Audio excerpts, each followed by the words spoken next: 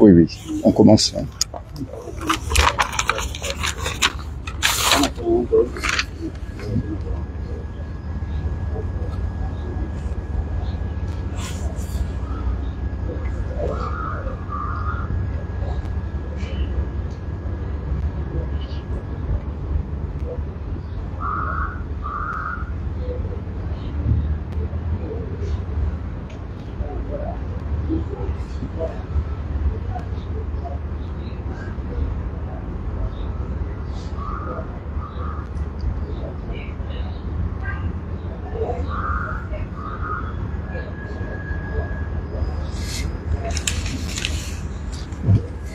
On me donne ton nom exact, comme ça. Le nom, comment ça s'écrit.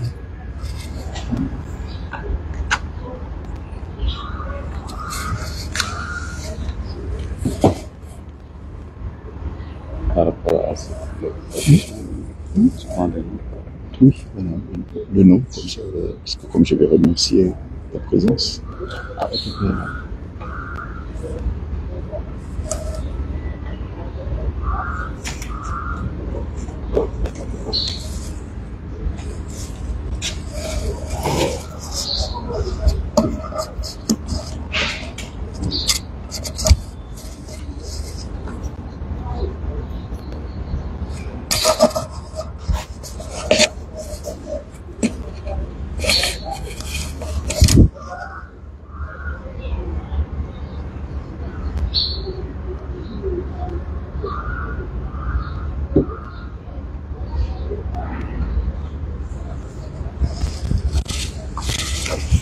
Tu mets ton nom, ton prénom.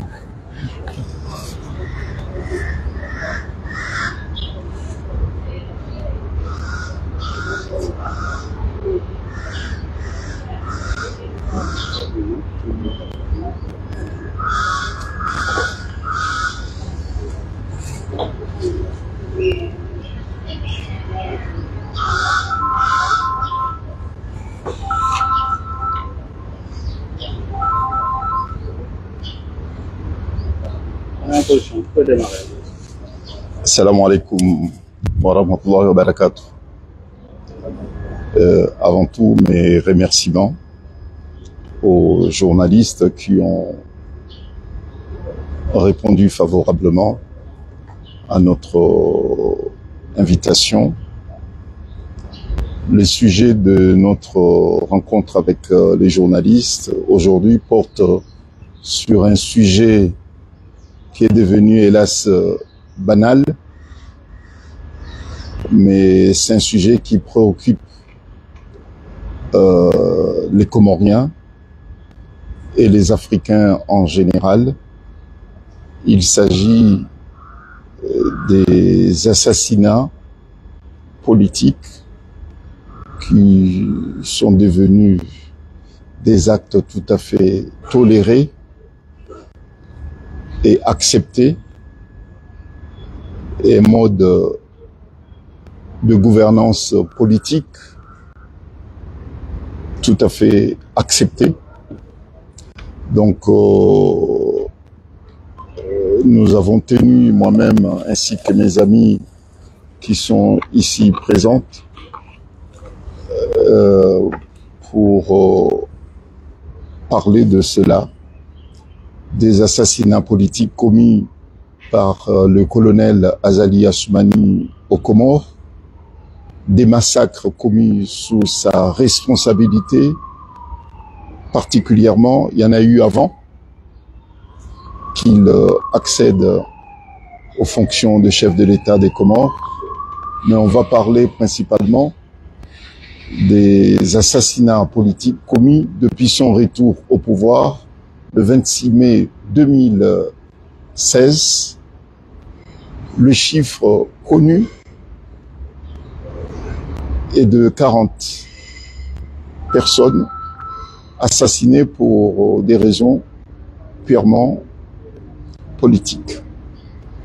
Donc je remercie l'honorable Ibou Gueye, nouvellement élu député de la 15e, de la circonscription de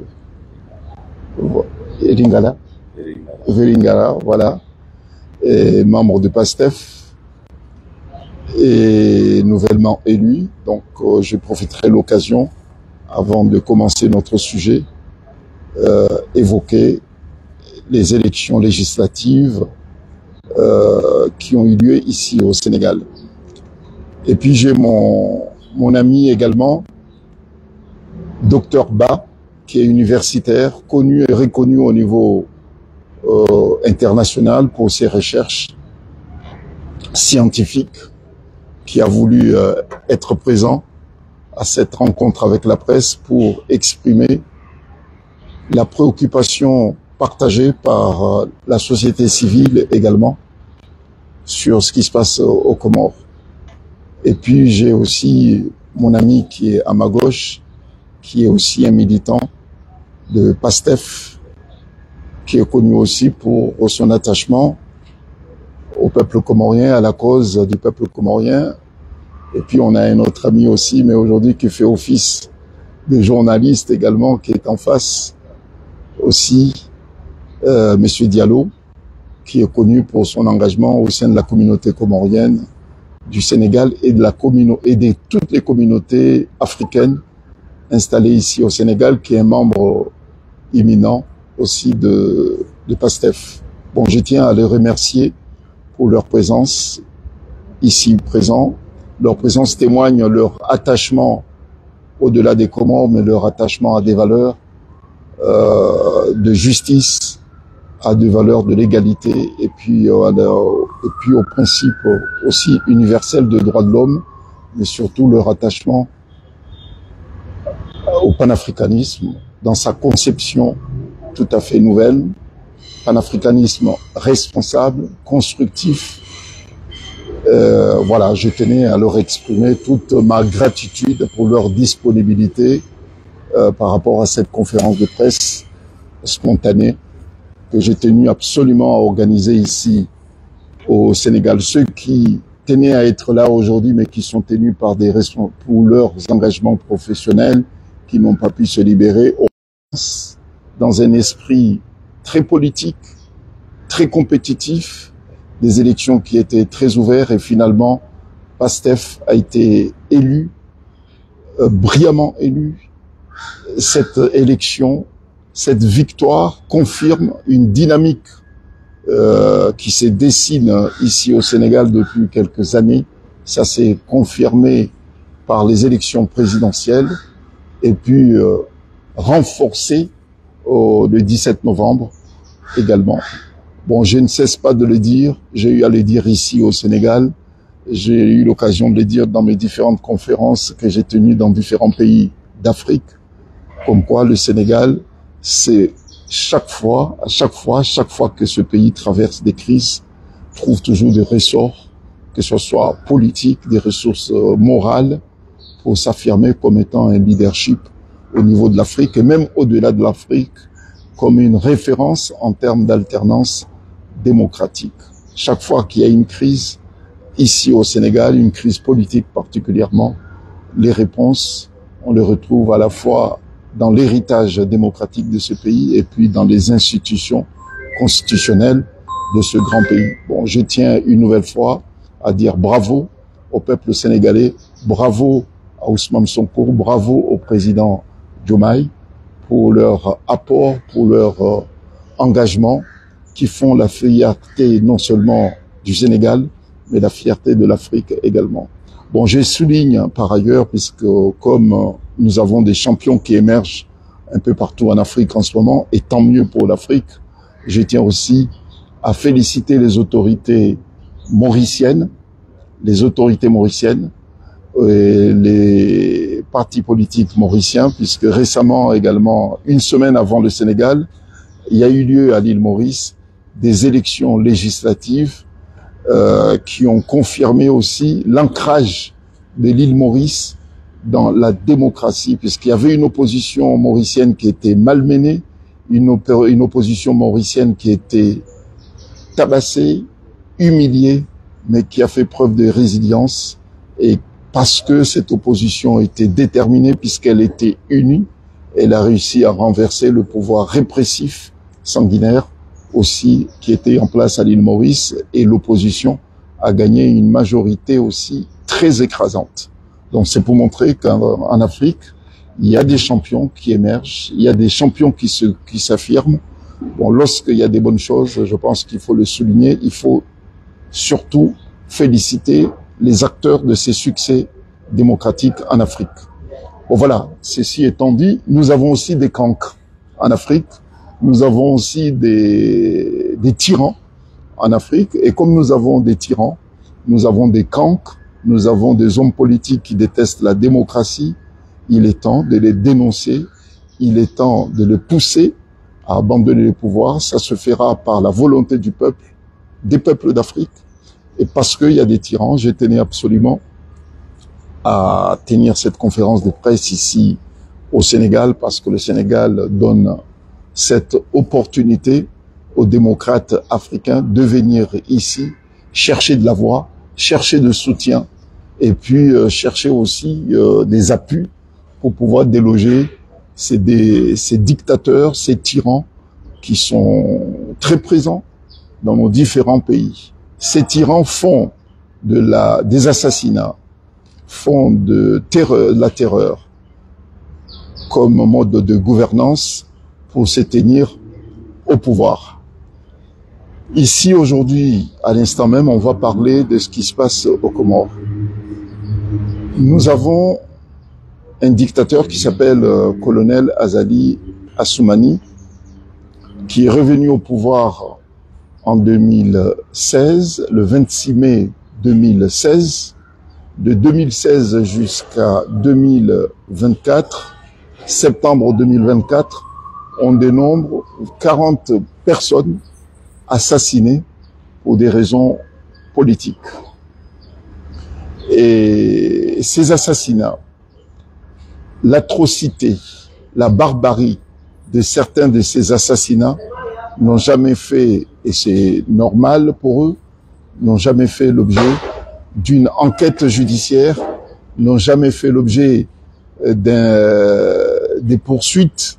Et c'est pour cette raison, c'est pour ces raisons d'impunité et le caractère répétitif de ces assassinats font que les démocrates comoriens ne peuvent pas laisser rester les bras croisés et doivent se mobiliser péniblement et très très difficilement sur place aux Comores, puisque c'est pas évident, mais le faire particulièrement à l'étranger.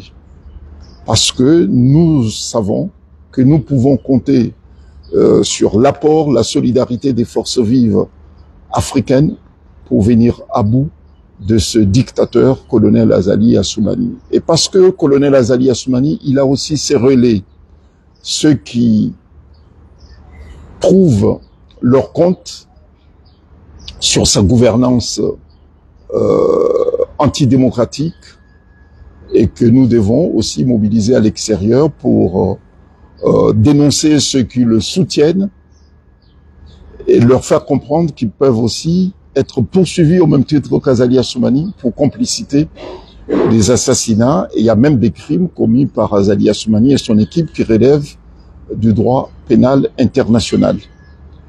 Et nous tenons à attirer leur attention pour dire que toute forme de soutien apporté à ce régime pouvait aussi faire l'objet d'une enquête internationale et faire poursuivre tous ses soutiens au même titre que l'auteur principal ou bien les auteurs principaux. Bon, les crimes commis par Azali, je le disais tout à l'heure, n'ont jamais fait l'objet d'une enquête judiciaire aux Comores.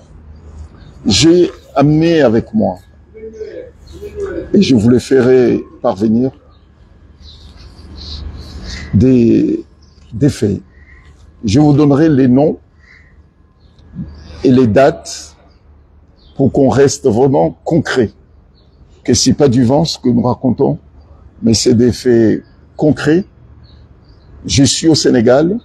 C'est un pays qui est connu et reconnu pour son attachement à la démocratie, son attachement à l'état de droit. Je pense qu'en Afrique, le Sénégal apparaît comme étant le terrain propice, approprié, pour parler de ces morts, puisque l'actualité récente du Sénégal a montré que ce pays n'accepte pas les injustices. Lorsqu'on parle des morts pour des raisons politiques, lorsqu'on parle de la répression politique, le Sénégal sait se tenir debout pour dire non. Et c'est pour cette raison que je tenais ici, aujourd'hui, à parler. Ça va être un peu peut-être difficile pour vous d'écouter les noms des personnes que je vais évoquer qui ont été assassinées, mais pour la vérité et pour aussi rendre justice en entendant que la justice républicaine fasse justice à ces gens-là, comme je suis en face de vous, vous les journalistes, je vais profiter cette opportunité pour vous donner les noms des personnes qui ont été assassinées et le jour de leur assassinat et le lieu aussi des crimes commis par Azali et sa bande de voyous, d'assassins. Bon voilà, donc ça va être un peu lourd, mais je pense que c'est le minimum qu'on peut accorder à ces victimes, qui, je rappelle, aucune justice pour l'instant ne s'est penchée sur leur cas, quand bien même des plaintes ont été déposées dans certaines juridictions de certains pays qui appliquent ce qu'on appelle la compétence universelle en fonction, en vertu de la Convention de New York sur la torture. Il y a des juridictions de certains pays qui ont été saisies. Il y a des saisines également qui vont être faites dans d'autres pays. Lorsque je parle d'autres pays, le Sénégal fait partie des pays qui seront saisis, puisque dans une jurisprudence tout à fait d'actualité, je vais parler du cas du Tchad, du Sénabré, Sénégal a été saisi et a jugé l'ancien président du Tchad en fonction justement de cette compétence universelle qui a déjà été appliquée ici au Sénégal. Et d'autres pays en Afrique également commencent à faire usage effectivement de cette convention internationale sur la torture. Bon, donc, je prends le temps de lire le nom des victimes assassinées par le régime du colonel Azali. Il s'agit d'abord de monsieur Naïl Djimil. C'est un pêcheur originaire de Moutsamoudou à Anjouan. Il a été arrêté le 26 septembre 2018 et décédé le 30 septembre 2018 suite. Cet assassinat a été précédé par de tortures. Il y a Ben Ahmed alias Madeleine qui a été tué par les militaires à Moutsamoudou en juin le 17 octobre 2018. Il y a Malik Baraké qui a été tué par les militaires à Moutsamoudou en juin, le 17 octobre 2020. Il y a monsieur John Malé qui a été tué par les militaires le même jour, le 17 octobre 2018 à Moutsamoudou en juin. Il y a 5 personnes, dont 3 enfants, décédés et suite, après avoir reçu plusieurs coups de feu tirés par des militaires en juin. Et ce même jour, plusieurs blessés à la ville de Moutsamoudou après des tirs des militaires comoriens entre le 15 et le 19 mars 2018. Il y a monsieur Ahmada Saïd alias Gazon, qui est un sportif originaire de Ikoni, la ville de Ikoni. Il a été tué par les militaires comoriens le 9 décembre 2018 dans sa ville natale, sans le moindre motif. Il y a Ahmed Houssen, originaire de Pomoni en juin, tué par les militaires comoriens le 24 mars 2019 dans sa ville natale pour avoir manifesté contre la fraude électorale. Il y a Mourchan Abdallah, assassiné par les militaires à Pomoni en juin, le 24 mars 2019, pour avoir manifesté contre la fraude électorale. Il y a le lieutenant Ahmed Abdou, originaire de Simambouani à la Grande Comore, assassiné le 24 mars 2019 à Moéli pour avoir manifesté son opposition contre la fraude électorale. Il y a Ahmed Abdou alias Brando, assassiné le 12 juillet 2016 au palais du 6 de Moutsamoudou en juin. Il y a monsieur Ali qui a été arrêté à Fomboni à Moéli le 10 octobre 2018 et assassiné par les militaires le 12 octobre 2018, la même année, donc 2 jours après. Il y a moi, le major commandant Fessoal Abdou Salami, assassiné le 28 mars 2019 au camp militaire de Kandahani.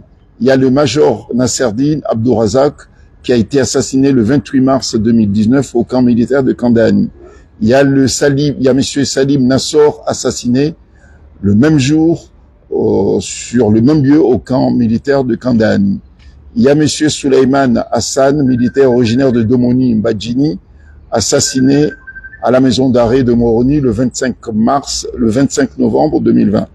Il y a le docteur Djaza, qui est un ancien président, qui est un ancien président de la CENI, qui a été retrouvé mort dans son cabinet médical. Il y a Nasfata Anziza Mdaroma, qui est originaire de Mbeni, qui a été retrouvée morte dans une citerne. Il y a Farahani Mhaji, originaire de Hambou Wachili, retrouvé mort dans une citerne. Il y a Samuel, qui est originaire de Hambou Wachili, qui a été retrouvé mort également dans une citerne. Il y a Saïd Ibrahim, originaire de Hambou, qui a été retrouvé également mort dans une citerne.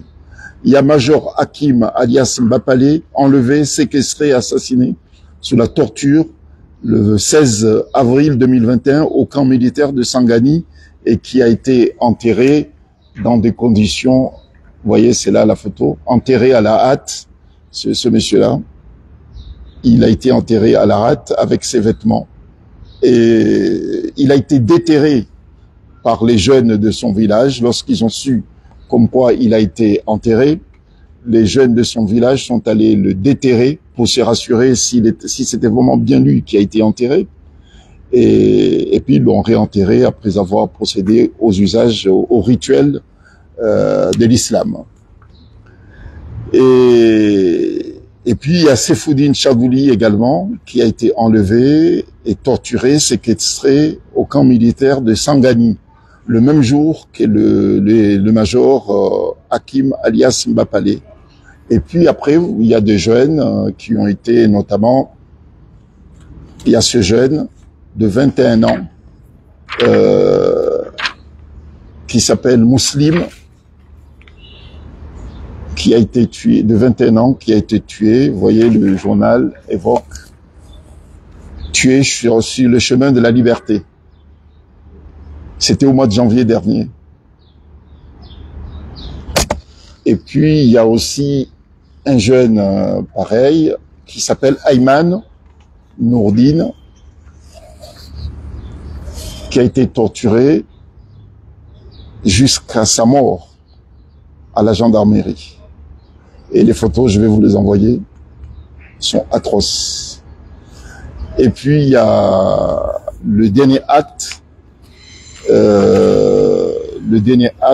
qui est aussi d'actualité, mais d'une actualité atroce. C'est la mort le 14 septembre dernier, 2024, du jeune Fanou, qui est mort en détention.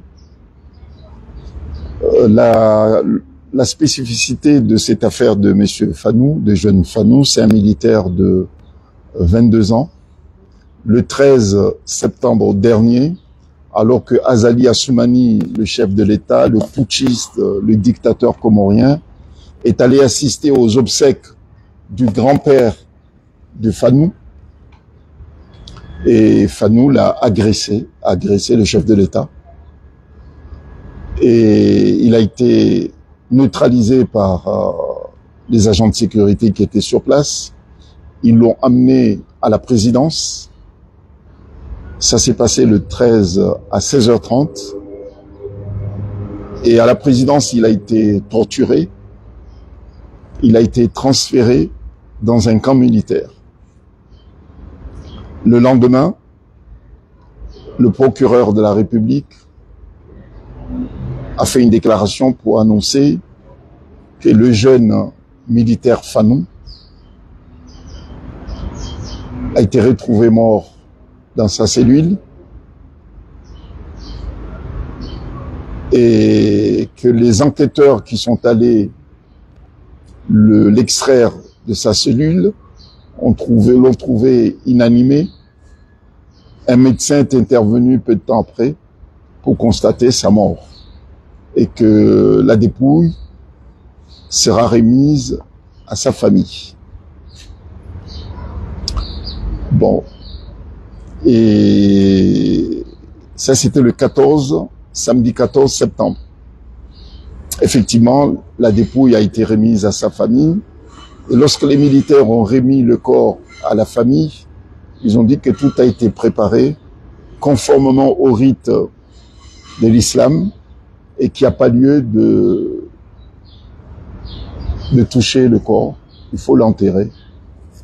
C'est que la famille n'a pas fait, effectivement. La famille a pris le corps,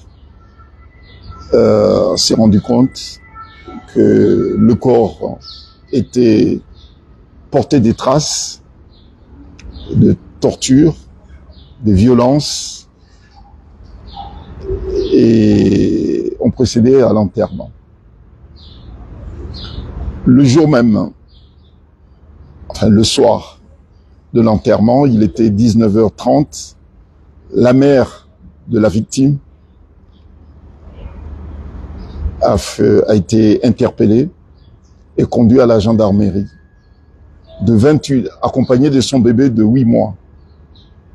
De 21h jusqu'à 1h du matin, la mère a subi des interrogatoires et que nous pourrons considérer comme des actes de torture et de persécution psychologique et militaire.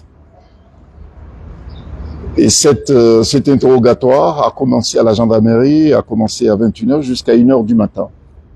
Et à 1h30, ils l'ont lâché en pleine rue avec un bébé de 8 mois et lui ont dit que tu peux rentrer chez toi.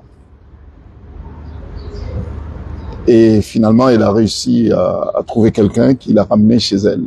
Et le lendemain, c'était au tour de son mari, le beau-père de la victime, du jeune homme, et puis du frère de 12 ans, du jeune homme, qui a à peine 12 ans, qui ont été arrêtés à leur tour et conduits à la gendarmerie. Ils sont restés 4 jours à la gendarmerie.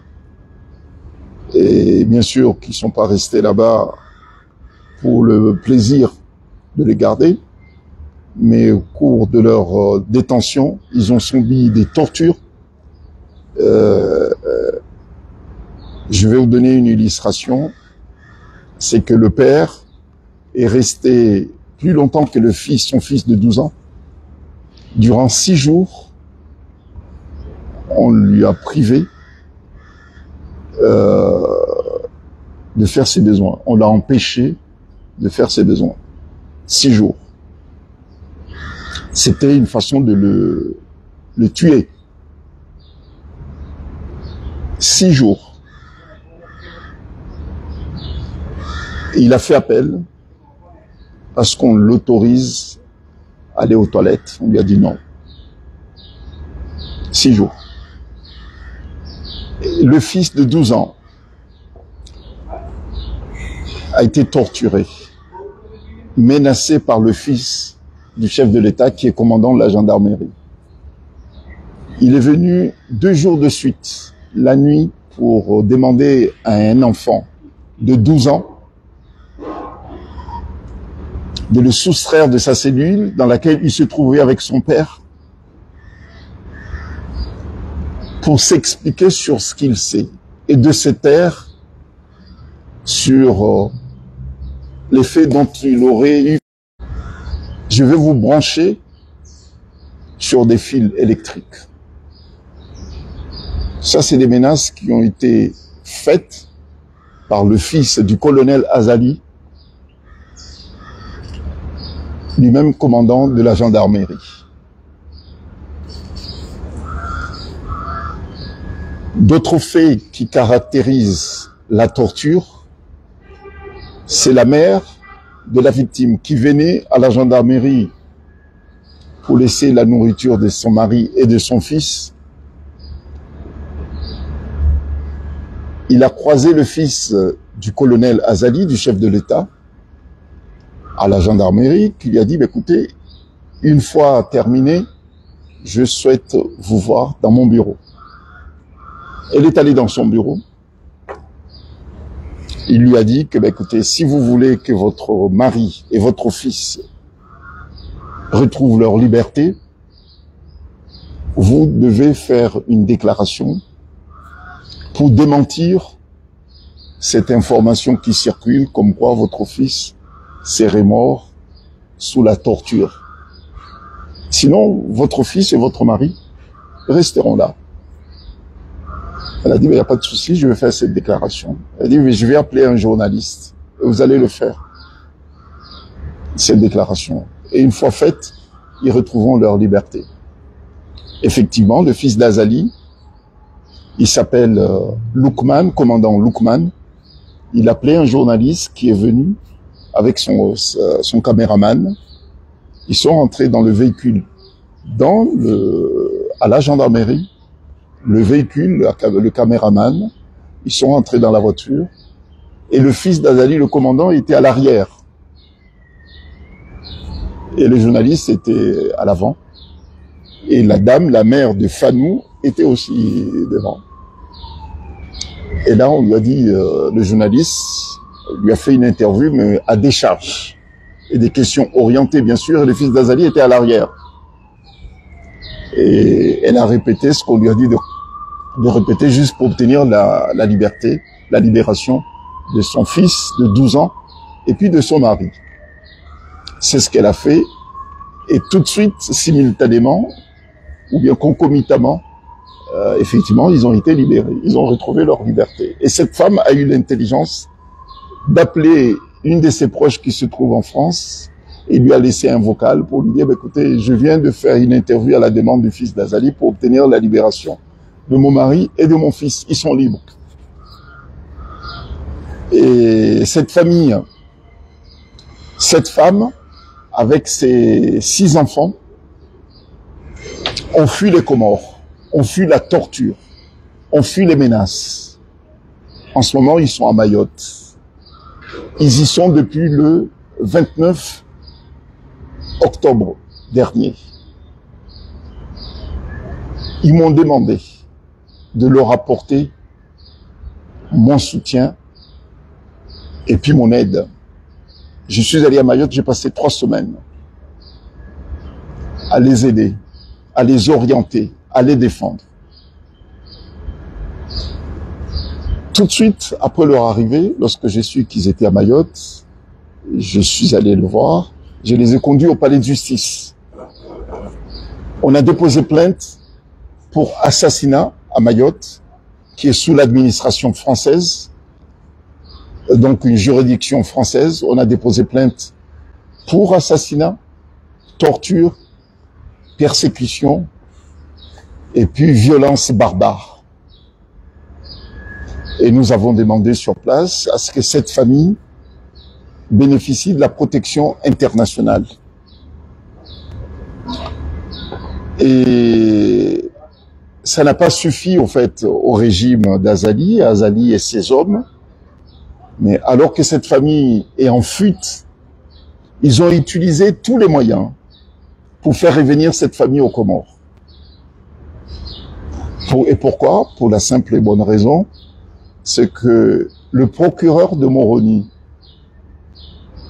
a repris la parole après sa fameuse déclaration scandaleuse du 14 septembre. Une semaine après, le procureur a fait une autre déclaration, un autre communiqué pour se contredire. Mais c'est grave. Un procureur qui fait des mensonges comme étant la règle et la dissimulation comme mode de fonctionnement, le procureur a fait un communiqué pour dire ceci. C'est que un médecin militaire a constaté à 2 heures du matin comme quoi le jeune homme est décédé à 2 heures du matin. Alors que le 14, il avait fait une déclaration pour dire que le 14, le matin, 2 enquêteurs sont allés dans sa cellule, l'ont retrouvé inanimé et qu'un médecin est venu constater sa mort. C'est le matin, le 14. Et une semaine après, il vient faire une déclaration pour dire qu'un médecin militaire a constaté la mort du jeune homme à 2 heures du matin. Et que ce médecin militaire n'a pas retrouvé des traces de violence sur le corps de la victime. Et c'est pour cette raison que l'enquête que j'avais ouverte, c'est le procureur qui dit, l'enquête que j'avais ouverte pour recherche des causes de la mort, l'enquête est clôturée. Il n'y a pas lieu de poursuivre. Il n'y a rien à signaler. Je suis personnellement parmi ceux qui se sont non seulement indignés, mais qui se révoltent également. Je ne parle même pas d'indignation. L'indignation est un mot très faible. Révolté. Et je ne suis pas le seul à nous révolter aux Comores, mais je sais que c'est pas seulement aux Comores. En Afrique et partout, révolté par autant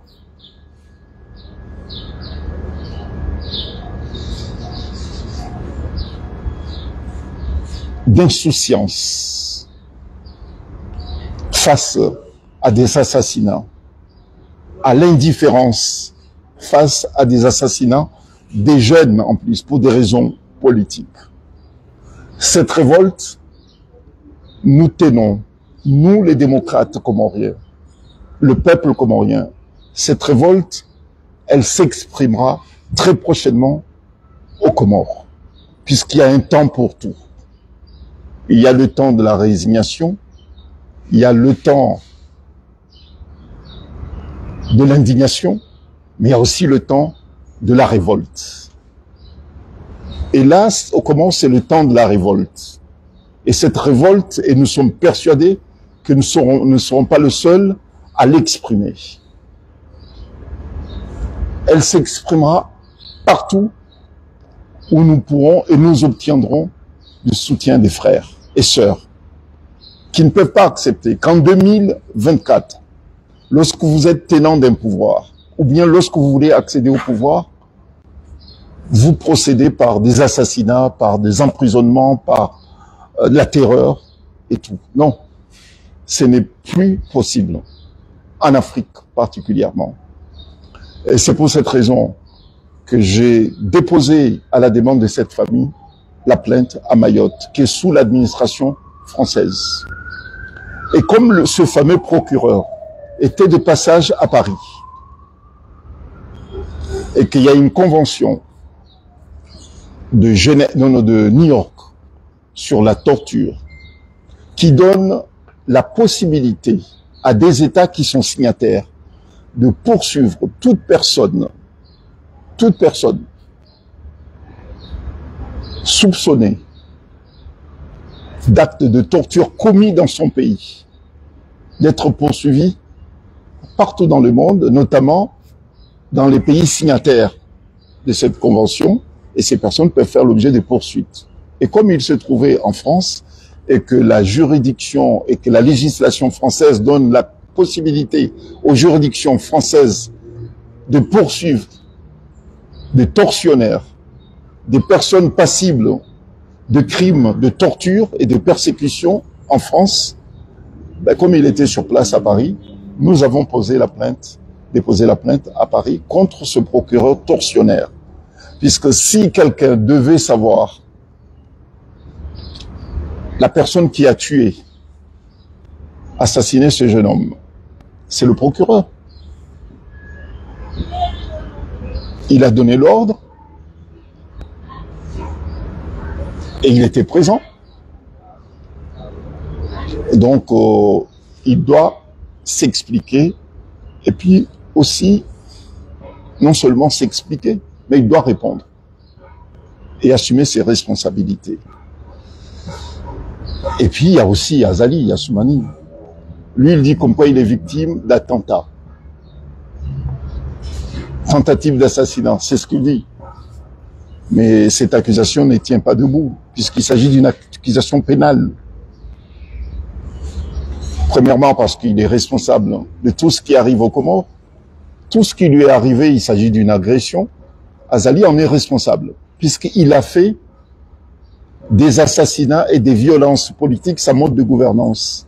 À plusieurs reprises, je l'ai dit, hein, et j'ai les éléments de preuve qui seront soumis aux juridictions qui seront saisies de cette plainte. Azali a fait plusieurs appels, ainsi que ses collaborateurs ont fait plusieurs appels au meurtre public, des appels publics au meurtre, en présence des journalistes qui ont filmé ces appels au meurtre. Et ces appels étaient suivis par des assassinats. Donc, Azali est responsable, personnellement responsable des crimes commis aux Comores. Il y a des jeunes, une nouvelle génération de Comoriens qui ont grandi dans cette violence, incarnée par Azali et revendiquée par lui. Donc aujourd'hui, si un jeune comme Fanou, de 22 ans, commet un crime, ben Azali en est le responsable. Et d'autant plus qu'il ne l'a pas assassiné. Azali ne sera jamais poursuivi pour tentative d'assassinat, puisqu'il a toujours réussi tous ses coups, notamment ses coups d'État. Il a toujours réussi ses coups. Il sera poursuivi pour assassinat et jamais tentative. Donc ce jeune-là, s'il voulait tuer Azali, il avait une arme blanche. Il se serait servi de son arme blanche dans les parties vitales, mais pas sur le visage d'Azali ou bien sur sa tête. Ça, c'est un premier point. Et puis deuxième point, lorsque vous voulez tuer quelqu'un, vous lui donnez pas un coup de gifle. Non. Un coup de poing, non. Un coup de poing ne tue pas. C'est ce que ce jeune a fait. Il l'a giflé d'abord. Et ça, c'était le premier réflexe. Et puis deuxièmement, il lui a donné un coup d'arme blanche là-dessus. C'est tout. La preuve, il tient des conférences. Azali tient désormais des conférences un peu partout. Il était au Maroc hier. Il était reçu comme un grand démocrate. Au Maroc hier, il a tenu un grand discours comme étant le plus grand démocrate. Il a parlé de la paix. Il a parlé de la souveraineté hier au Maroc, alors qu'il est le premier à vendre son pays pour son maintien au pouvoir. Est-ce que vous pensez qu'aujourd'hui, notre génération des dirigeants africains, nous pouvons tolérer ces genres de pratiques? Je n'ai pas dit que c'est facile le combat que nous menons. C'est un combat extrêmement difficile, voire même périlleux. Mais nous, nouvelle génération d'hommes politiques africains, nous acceptons ce combat, puisqu'il y va ainsi de l'avenir de notre continent.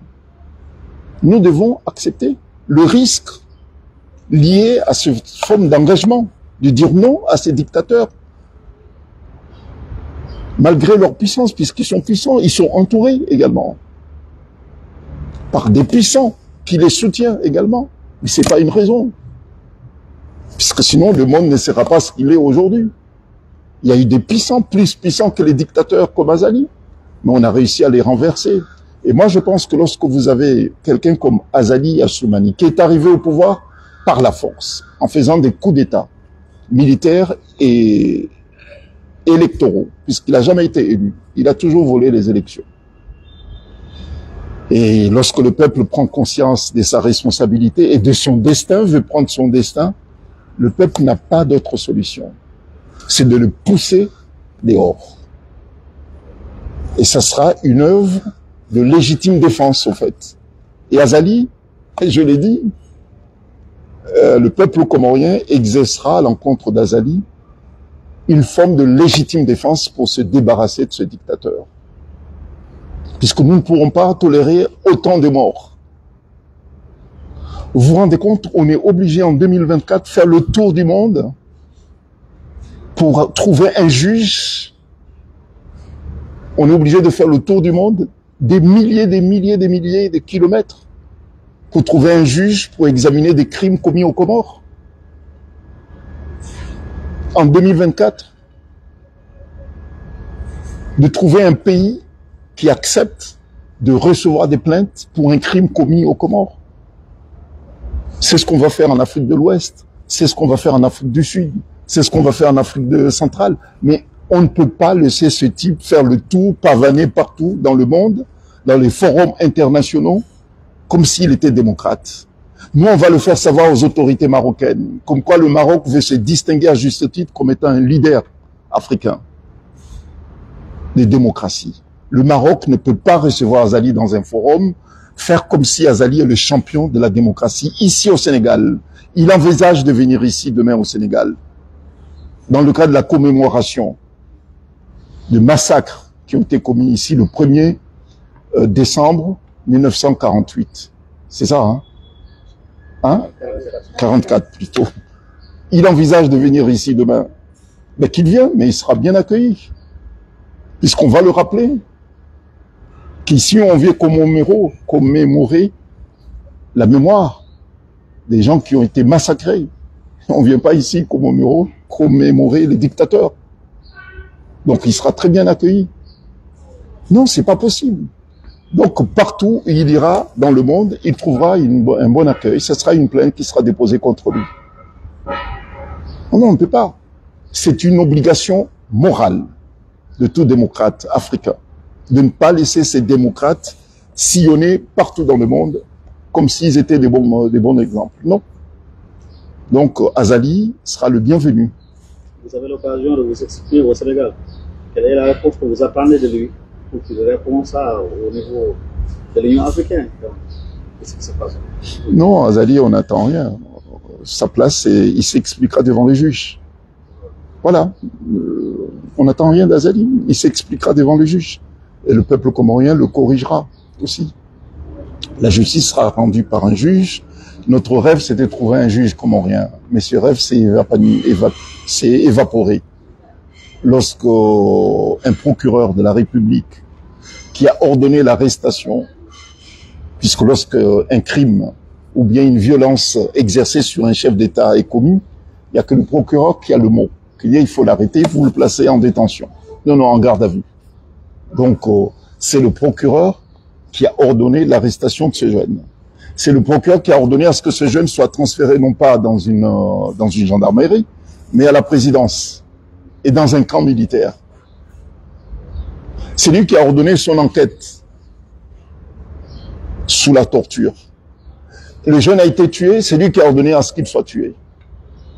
C'est le procureur. Donc c'est lui l'assassin. Vous confirmez? Je confirme ce que je dis. Il a violé les conventions qui ont été signées. Et les vieux, ben écoutez, ben oui, c'est pas à Genève, c'est à New York. C'est à New York. À New York. Ben oui, puisque c'est le procureur qui ordonne l'arrestation des assaillants. C'est le procureur qui ordonne son placement en garde à vue. Et puis c'est le procureur qui dirige l'enquête en flagrant délit d'assassinat, puisque pour eux, il s'agit de tentative d'assassinat. Donc il y a le procureur qui dirige tout ça. Et il décide, il dit, je classe, sans suite.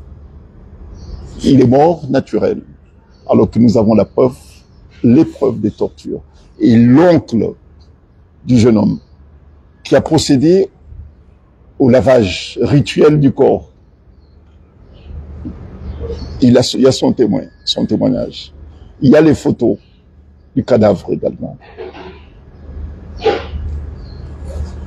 Et tout ça, nous les avons. Un procureur qui dit cela n'est pas tolérable. C'est pas un procureur, c'est un assassin.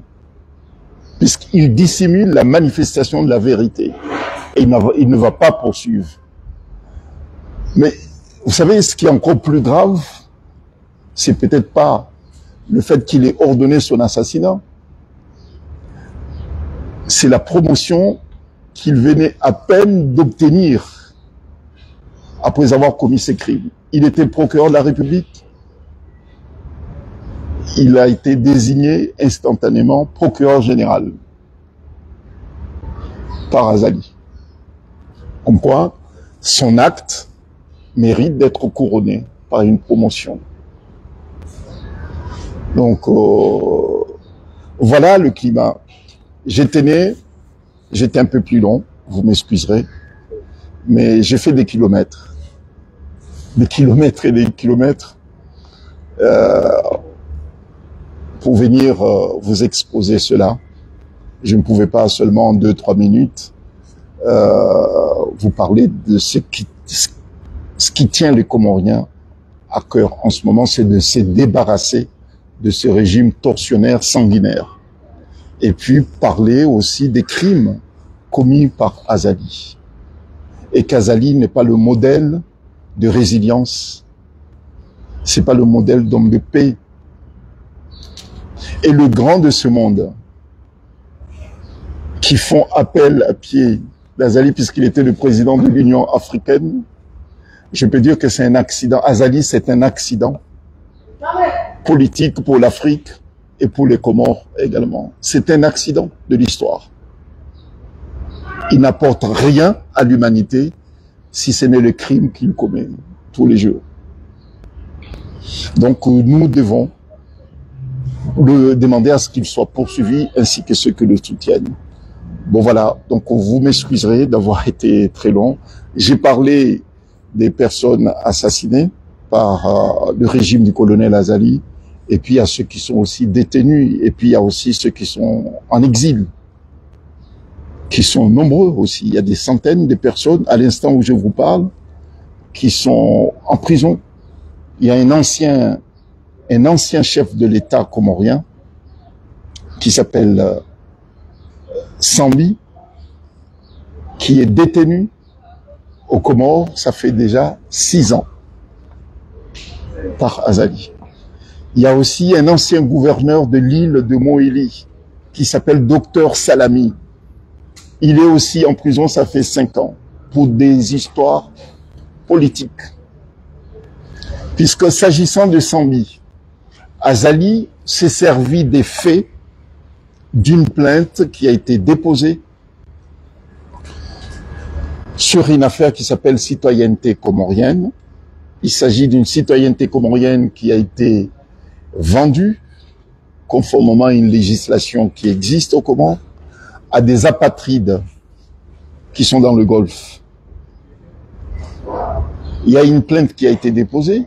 C'est moi qui ai déposé cette plainte pour savoir la vérité sur le fond issu de cette opération. Azali s'est servi de cette plainte pour des règlements des comptes politiques contre Sambi. C'était l'occasion pour lui de le neutraliser, voire même le tuer politiquement.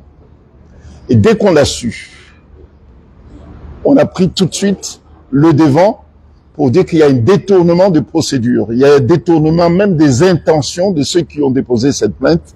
Notre vocation, la vocation de ceux qui ont déposé la plainte, c'était pas pour des règlements de comptes politiques, mais pour savoir la vérité sur l'usage fait des fonds issus de cette opération.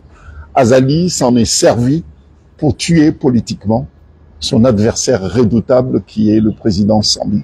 Et ce même Sambi a fait élire Azali président, puisqu'il l'a soutenu. Pour lui, c'est un ancien chef d'État.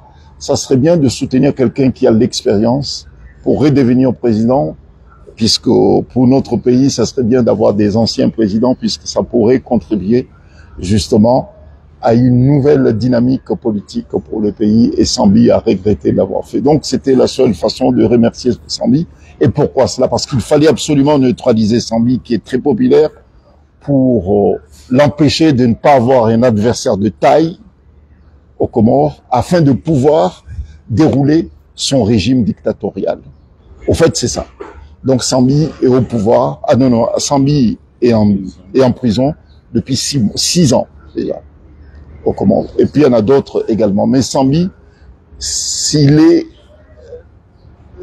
que c'est l'image de l'emprisonnement politique que Azali fait subir à ses opposants. Moi, je suis parmi ceux qui sont à l'extérieur, puisque il y en a d'autres qui, je pense, seront en Afrique de l'Ouest très prochainement pour effectivement essayer de trouver refuge et tout. Bon, donc voilà le contexte, la situation qui prévaut aux Comores. Je vous remercie pour votre présence. Si vous avez des questions à poser, j'y répondrai, mais je laisse à mes amis, s'ils ont quelques mots à prononcer, la liberté, bien sûr, de s'exprimer. Voilà. Vous avez quelques mots pour ceux qui sont au pays en train de souffrir et qui n'ont pas l'occasion de s'exprimer? Parce que la majeure partie de ceux qui parlent, ils parlent au Comores, même à l'étranger.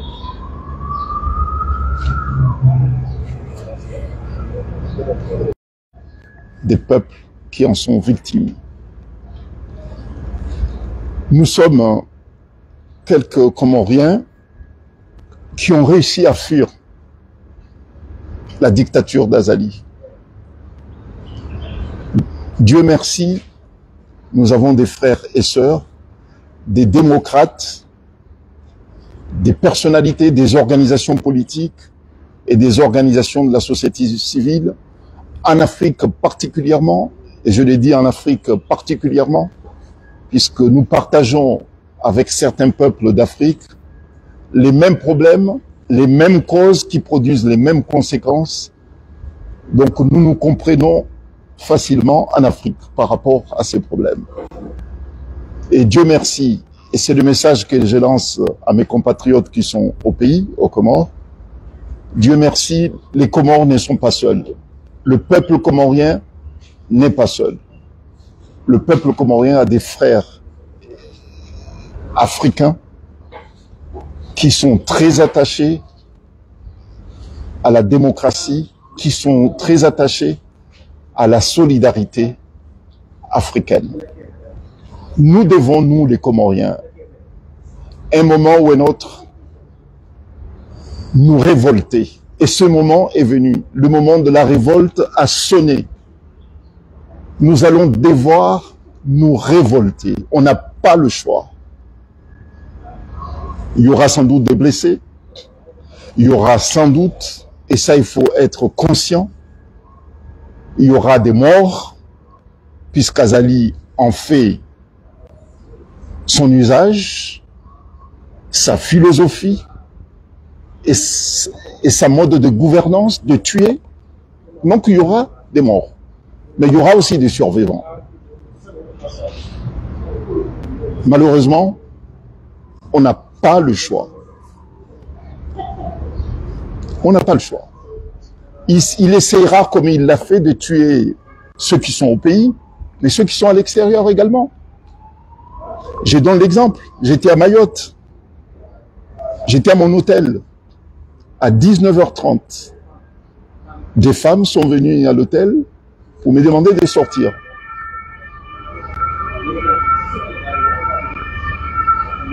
J'ai dit non, si vous voulez, vous rentrez. Non, on veut discuter avec vous. J'ai dit non, vous rentrez. Je ne sais pas par quel miracle, j'ai réussi à les convaincre de rentrer à l'hôtel. Et là, s'en est suivi des menaces. Il faut tenir tête à ces gens-là. Et il y a des appels au standard de l'hôtel, etc., du style, bon, on aura sa peau, etc., et tout. Mais c'est facile de menacer, voire même c'est facile, surtout quelqu'un comme Azali, de tuer.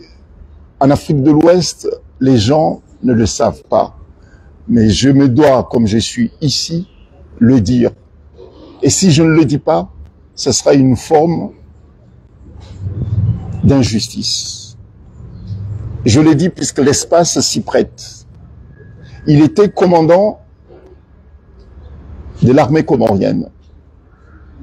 Il a tué un militaire comme lui, a pris la dépouille de la victime, l'a exposée sur un capot d'un véhicule qui a fait le tour de la capitale pour montrer que bon voilà, il pensait être plus fort que moi. Vous avez vu sa finalité. Il s'appelle Apache, cette victime. Ça, c'est des faits imputables à Azali Assoumani, le démocrate comorien, l'homme de paix, qui est invité dans les forums internationaux pour parler de la résilience, la souveraineté. La dépouille de la victime a été exposée sur un capot d'un véhicule qui a fait le tour de la capitale Moroni. Et la victime s'appelle Abdallah, alias Apache. Je n'invente rien, c'est des faits avérés. Lorsque ce monsieur, c'est un musulman, il s'appelle Hakim. C'est un musulman. Nous savons que lorsque un musulman meurt, on lave le corps. On sait comment enterrer un mort musulman. Ce monsieur, il a été torturé, assassiné dans un camp militaire. Ils l'ont enterré en catimini. Heureusement qu'il y a toujours des bons musulmans, quelque part. Même dans la dictature, il y a des bons musulmans. Il a appelé la famille pour dire que, écoutez, vous ne le verrez plus puisqu'il est mort. Comment ça? Il est mort. Et le corps est où? Il a dit, écoutez, vous allez dans tel cimetière, vous allez voir les tombes les plus récentes, vous allez voir. Et les jeunes sont allés, et les militaires étaient sur place. Et les militaires ont intimidé les jeunes. Les jeunes ont dit, non, on vous tient tête. S'il faut nous tuer, c'est pas grave. Mais on va le déterrer.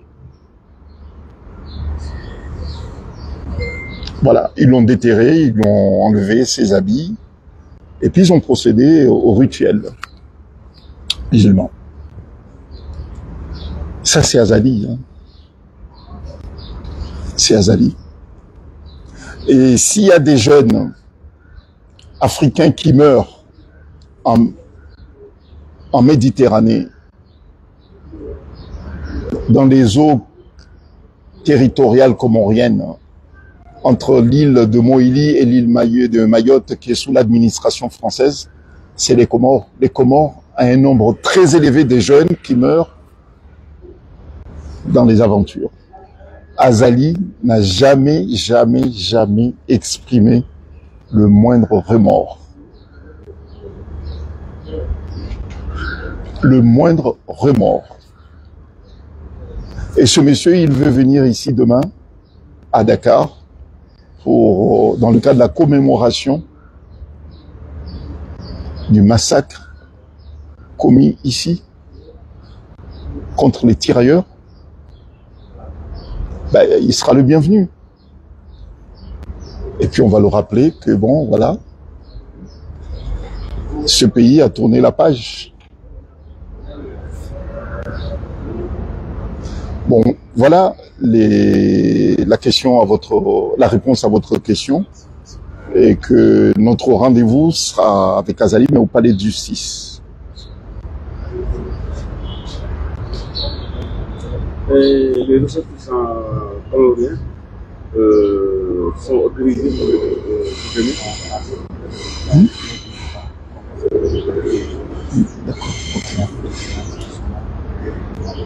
D'accord. Bon, les jeunes Comoriens qui sont ici sont des jeunes, hein, sont des étudiants. On les invite dans le cadre des activités culturelles. Mais lorsqu'il s'agit d'actions politiques, surtout de cette nature, on préfère les mettre à l'abri puisqu'ils ont des familles qui sont sur place. Et puis la plupart ont terminé leurs études. Ils envisagent de rentrer aux Comores. Je pense que ils s'exprimeront au moment opportun. Le travail le plus difficile, c'est à nous de le mener.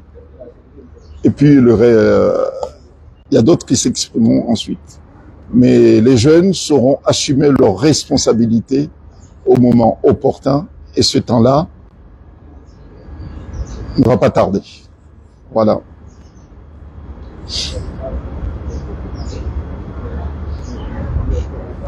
c'est bon.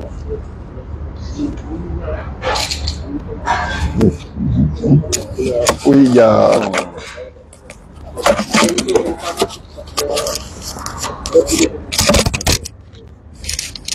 Voilà, bonjour mesdames, messieurs.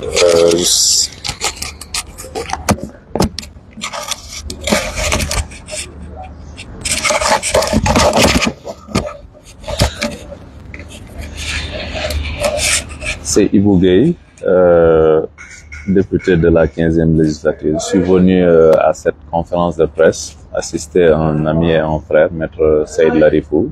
C'est en mon nom personnel, au nom des principes démocratiques des valeurs démocratiques que nous partageons.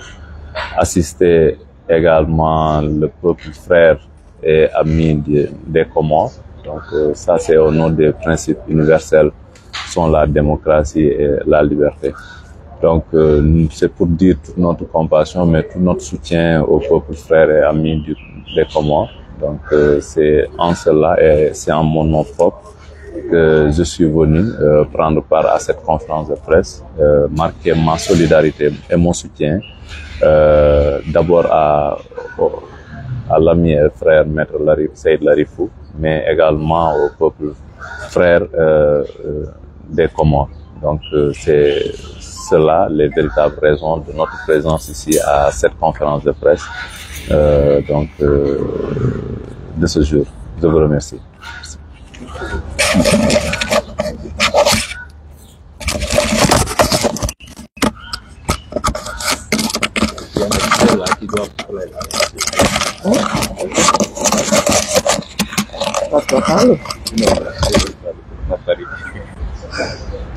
Bonjour, moi c'est Coach Ramata, je suis la présidente de Scène-Afrique, les acteurs de développement sur la scène africaine, et nous organisons déjà pour les afrodescendants chaque année un événement qu'on appelle The Return, ici au Sénégal, où on ferme la porte du non-retour de la maison des esclaves, qui est un pansement psychologique contre toutes les tragédies qui ont été faites à l'être humain, aux Noirs, des esclaves, pour lutter contre tout ce qui était ex-colonisation.